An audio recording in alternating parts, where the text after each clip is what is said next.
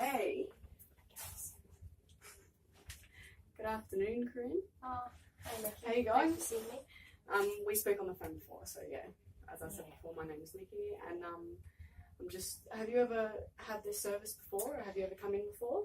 No, this is new to me after what I've been through, and I just feel I need some more support and some strategies, and I guess to help me deal with everything else that's going on at the moment. Yeah. Well, it's great that you're here, but just before we start, I'll just go through what we do and who I am, and then just some confidentiality things, just because I need you to understand before we go any further. Thank you. So this service, it's just a general counselling service. I'm a caseworker, so what we're going to be doing together is talking about whatever you feel the need to talk about, Right. and then we'll be just doing a little bit of goal setting and figuring out, where you kind of want to go from here. If at any point you feel like I'm not, the right fit for you, which is fine, there's several other counsellors here that you can talk to, and just reschedule, and we can still work with you. Don't feel like you need to just leave if you don't get exactly what you need.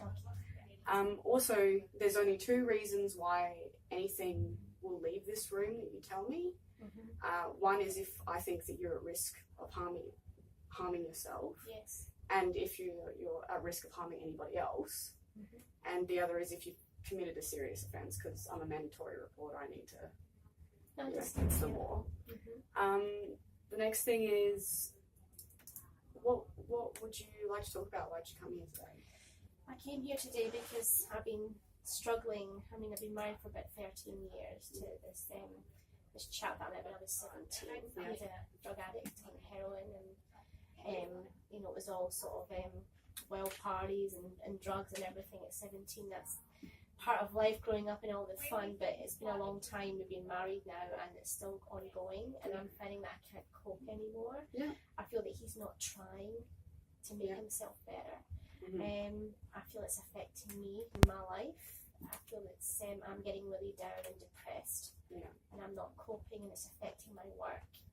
And I guess coming here today, I just wanted to offload what's happening with my life and how it's affecting me, but also how I can try and get some strategies or goal setting, as you said, to try and make it better for both of us, or how I can cope with what's going on in my life, because I'm finding it really hard at the moment. Yeah, well, it sounds like a really hard time, and I find a lot of clients that come in that have partners who are addicts, or they themselves have had problems with addiction. It does kind of permeate throughout their whole lives, and it's not just them that suffer from it, it's also the family and stuff. So what you're experiencing is pretty normal in that regard. I mean, he's been trying to sort of kick the habit, but it's like the natural high is so much bigger than what we are. He'll go out and I'll get the bad heroin off the streets. He's already got hepatitis C, so that whole has changed our life because of intimacy and all those other things that go on with it. We're wanting to have a family, but how can I bring children into that environment if he's still a drug addict on heroin?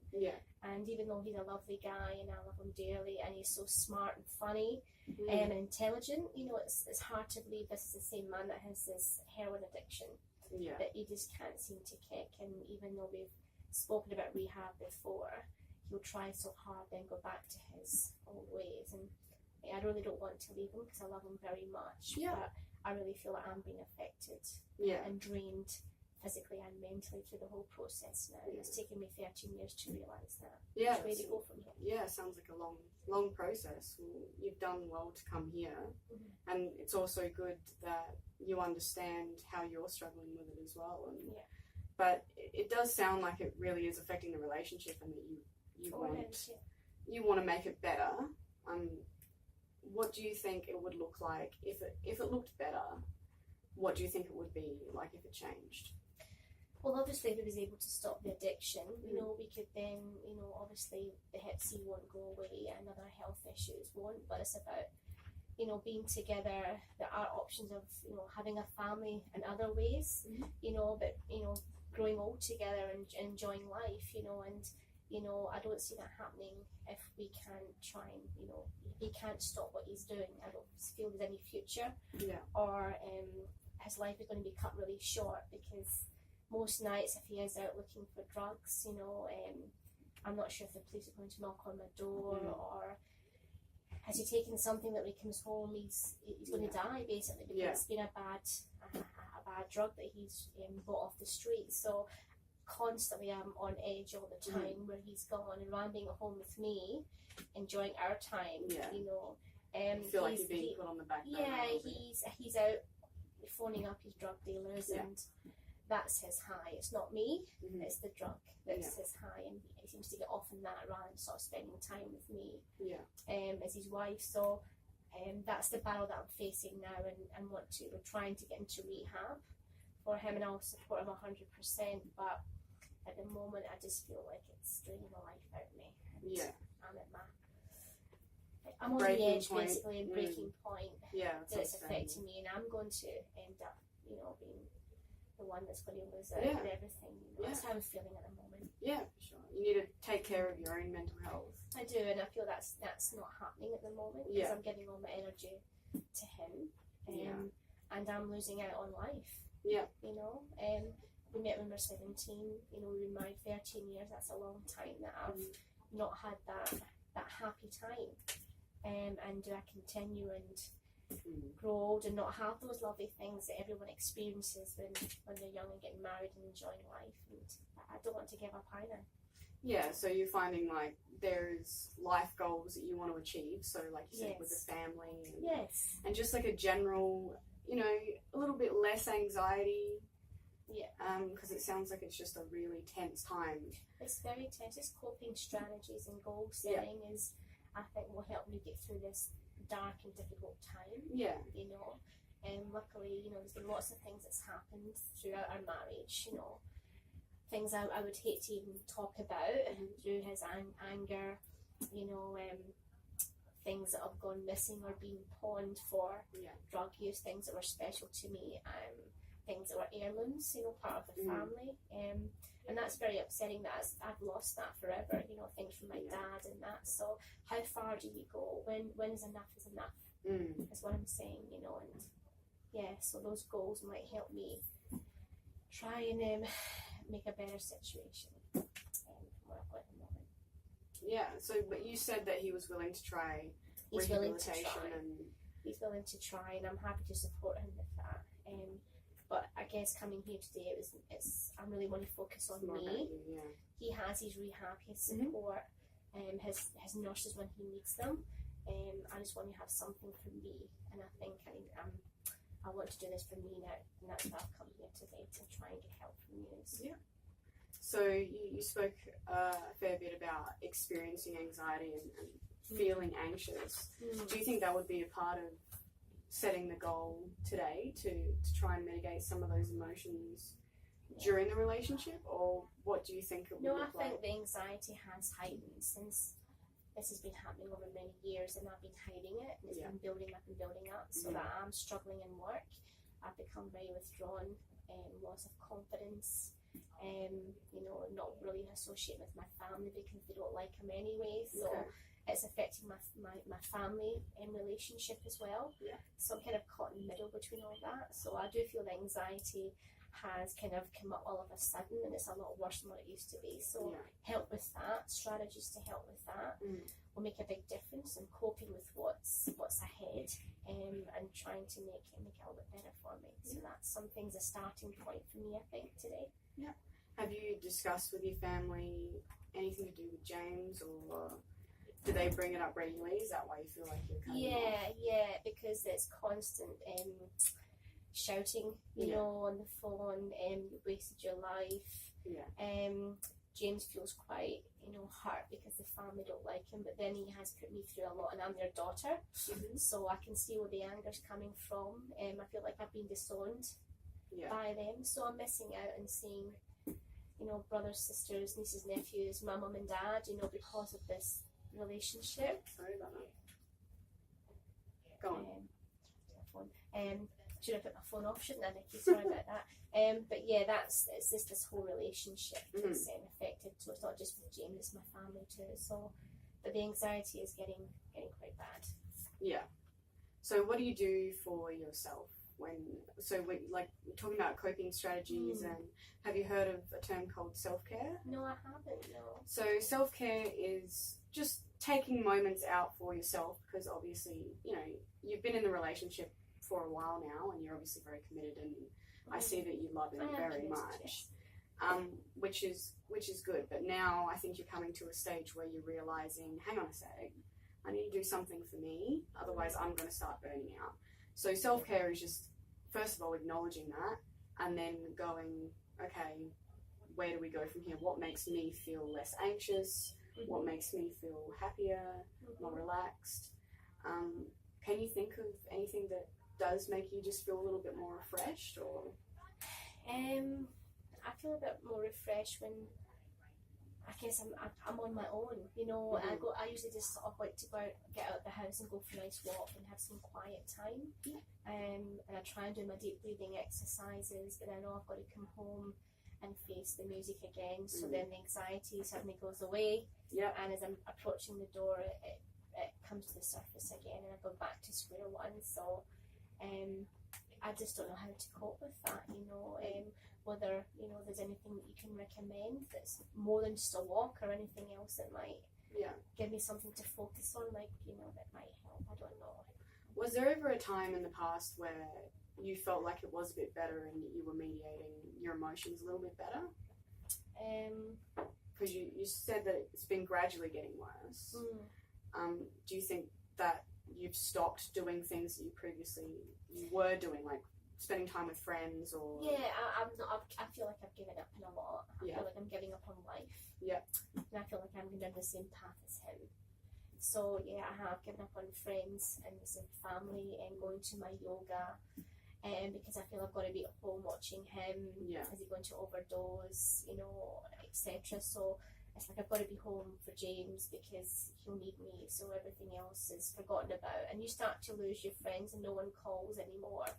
So I would like to get that back, and I think I'm entitled to have that back. You know, I still want to be there for him, but I've got to have something for myself. And as you said, Nikki, I think I have let that go, and I don't know how to get it back again. Okay.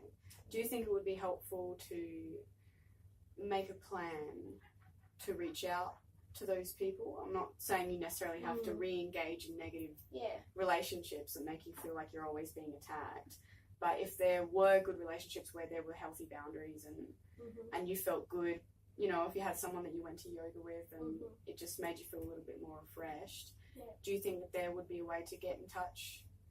I think so. I mean, most of my friends and family know what I'm going through, and I guess it's about me reaching out to them and saying, look, can you be a shoulder to cry on, basically, and just be there for me, not for James, but be there for me, and maybe that's the approach that I need to take. So I haven't really thought about doing it that way, you know, sort of reaching out to someone else and saying, can you be there for me?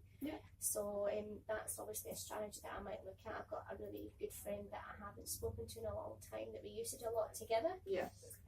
So I think maybe meeting up with her and talking about what the problems are and asking her to be there as a shoulder to cry on, basically, might be the key and the help that I'm needing for myself. So I think that might be a strategy that could work again, get back to yoga and do all those things. I think that would help you, because like I need you said, something, you need, don't I? I need something. Because you're an individual in the relationship. And I think you're just trying to find your individuality again. I've lost it and I've got to get it back. So apart from friendships and obviously the very important support network, what else do you feel like you've been missing out on? I guess I've been missing out in, feeling loved, you know, and not experiencing motherhood. You know, I really would like to start a family, you know, and I worry, will that ever happen, you know, because of the situation we're in at the moment. So I miss not seeing my nieces and nephews. That gave me that little thing that I'm craving for that I haven't got myself. It kind of put me in that position. But I think what you're saying is reaching out to people and trying to get those connections again, you know, might just sort of give me something else to look forward to until that time does happen, if we do decide to have a family, or if we can have a family. But I think I just got to get back to where I was before. I think that's the key I need to do. So So within the relationship, do you feel like he is as committed as you, and you know that? I think he is committed. He gets upset when he talks about his drug addiction and how long he's been injecting. About 20 years he's been injecting heroin. Yeah. And partying and everything else. But I know now there is a commitment. I'd say the last 6 months he's seen how drained I'm looking, how it's affecting our work. We're not poor. Yeah. We are comfortable. I've got a really good job, but he has really sort of sat up and realised how it is affecting my job, and I could lose my job through all the stress and strain that he's putting me through and everything else that's going on. So he has agreed to go into rehabilitation. How long he'll try that for, I'm not sure, but there are other options he's willing to look at. If that doesn't work out, he has another plan, and I'll support him 100%. You know, and that's a starting point for me. But I think while he's going through all of that, that might give me time to find something for me again. Yeah. While he's doing that. Yeah, and maybe find some alone time as well. Alone time, yeah, because I will have that when he's away. So that might be the perfect opportunity to try and find myself again. You know, and reach out. Yeah. Yeah, okay. Well, it seems like you've got a good idea of what you need to do. I think it may be more of a case of not just seeing family and friends and reaching out, like we talked about, a little bit more to them, or you know, just kind of dropping a line and saying, oh, you know, do you want to go back to yoga? Do you want to, let's do some positive activities.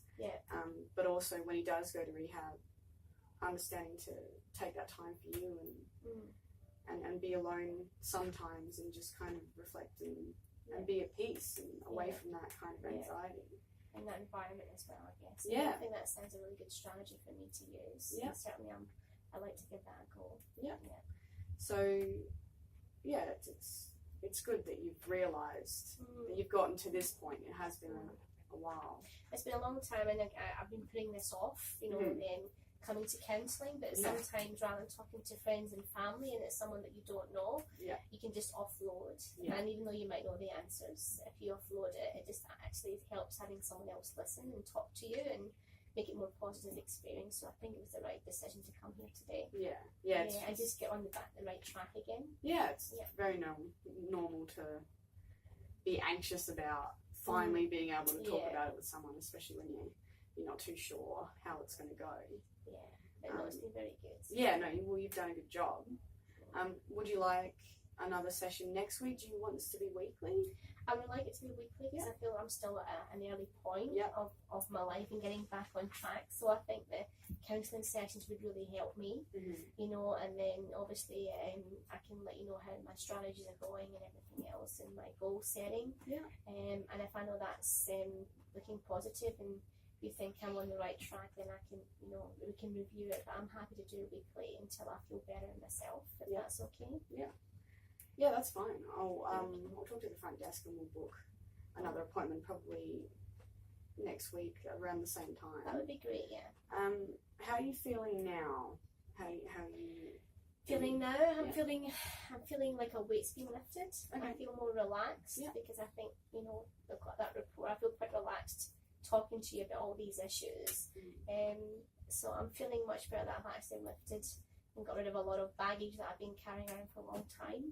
And it's just nice to talk about it with someone rather than keeping it all built up. So I feel better. I feel that if I walk out here, I feel more calm and feel better in myself that I can face those little challenges each day. So I think we'll get there. Yeah, good. Well, it's good to have hope. I think that's important. Some people feel after they come out of a counselling session and they talk about some pretty heavy things and they feel a bit unsafe or unsteady because it brings up a lot.